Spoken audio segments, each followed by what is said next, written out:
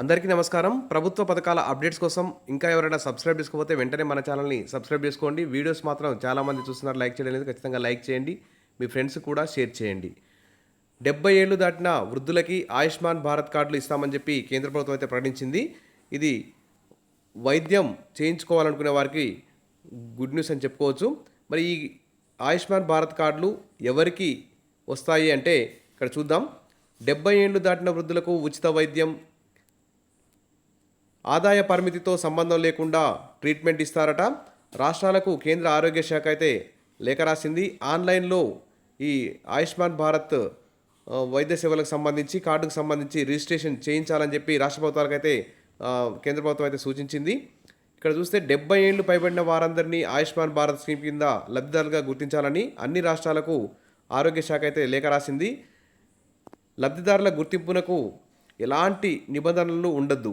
70 ఏండ్ల వయసు ఉన్నారా లేదా అనే అంశాన్ని మాత్రమే పరిగణలోకి తీసుకోవాలని, ఇంకా ఎలాంటి కండిషన్లు పెట్టొద్దని చెప్పారు. అంటే రేషన్ కార్డు లేదని, ఎంప్లాయీస్ అని, పెన్షనర్లని, తర్వాత ఎక్కువ భూమి ఉందని చెప్పేసి, ఎక్కువ ధనవంతులు అని చెప్పేసి, ఈ విధంగా ఎలాంటి మినహాయింపులు లేకుండా కేవలం 70 ఏండ్ల వయసు దాటితే వారందరూ కూడా కేంద్ర ప్రభుత్వం అమలుపరిచే ఆయుష్మాన్ భారత్ కార్డుకి అర్హులని కేంద్ర ప్రభుత్వం అయితే ప్రకటించింది. ఎలాంటి కండిషన్లు లేవని స్పష్టం చేసింది. కేవలం వయసు నిర్ధారణకు ఆధార్ కార్డును ప్రామాణికంగా తీసుకోవాలని కూడా సూచించింది. కొంతమంది చదువుకోని వారికి మెమోలు, స్టడీ కండక్ట్స్, బర్త్ సర్టిఫికేట్లు ఉండవు. వారందరికీ కేవలం ఆధార్ కార్డునే ప్రామాణికంగా తీసుకొని 70 ఏళ్ళు ఉంటే వారందరికీ ఈ కార్డు ఇచ్చే అవకాశం ఉంది.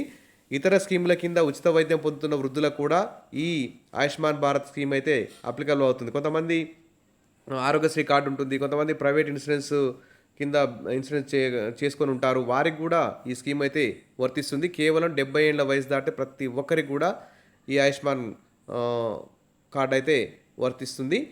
దాదాపు 5 లక్షల వరకు ఉచిత కవరేజ్ అయితే ఉంటుంది. మరి 70 ఏళ్ళు దాటిన వారందరితోనూ ఆయుష్మాన్ పోర్టల్ లేదా మొబైల్ యాప్లో రిజిస్ట్రేషన్ చేయించాలని, ఇందుకోసం అవగాహన కార్యక్రమాలు చేపట్టాలని రాష్ట్ర ప్రభుత్వాలకు కేంద్ర ప్రభుత్వం సూచించింది. రిజిస్ట్రేషన్ ప్రక్రియ నిరంతరం కొనసాగుతుందని స్పష్టం చేసింది. దీనికి ఒక చివరి తేదీ అంటే ఏముండదు, ఎప్పుడూ కొనసాగుతూనే ఉంటుంది. 70 ఏళ్ళు దాటిన వాళ్ళందరికీ ప్రత్యేకమైన ఆయుష్మాన్ కార్డులు అందజేస్తామని తెలిపింది. కాగా తెలంగాణలో ఆయుష్మాన్, ఆరోగ్య సిమ్లు కలిపి అమలు చేస్తున్నారు. ఆయుష్మాన్ స్కీమ్ కింద 26 లక్షలు, ఆరోగ్యశ్రీ పరిధిలో 77 లక్షల కుటుంబాలు ఉన్నాయని, ఆరోగ్యశ్రీకి రాష్ట్ర ప్రభుత్వం ఏటా 700 కోట్లు ఖర్చు చేస్తుండగా ఆయుష్మాన్ కింద కేంద్ర ప్రభుత్వం దాదాపు 190 కోట్లు ఖర్చు చేస్తోంది. ఈ విధంగా ఆయుష్మాన్ కార్డులు పొందడానికి రిజిస్ట్రేషన్ చేయించడం ద్వారా మరి ఈ లబ్ధి అయితే పొందొచ్చు. మన ఛానల్లో ఎలా రిజిస్ట్రేషన్ చేసుకోవాలి అనే అంశాన్ని కూడా వీడియో రూపంలో ఇస్తాను. తప్పకుండా మన ఛానల్ని సబ్స్క్రైబ్ చేసుకోండి, వీడియోస్ లైక్ చేయండి. Thank you.